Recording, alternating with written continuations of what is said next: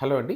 ITP అనే platelets తగ్గిపోయే డిజార్డర్‌లో ఆహ్, పేషెంట్స్‌కి బిగ్గెస్ట్ క్వెషన్ ఏంటంటే, అసలు నా ప్లేట్లెట్స్ ఎలా పడిపోతున్నాయి?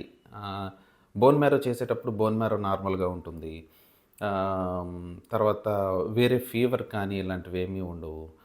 వాళ్ళు ఎక్కువగా బాధపడేది ఏంటంటే, నేను నార్మల్‌గానే ఉంటున్నాను కానీ నా ప్లేట్లెట్స్ ఎందుకు పడిపోతున్నాయి? నేను తినే ఫుడ్ బానే తింటున్నాను. ఏదైనా ఫుడ్ మార్చుకోమంటారా? ఇలాంటి క్వెషన్స్ అడుగుతూ ఉంటారనమాట.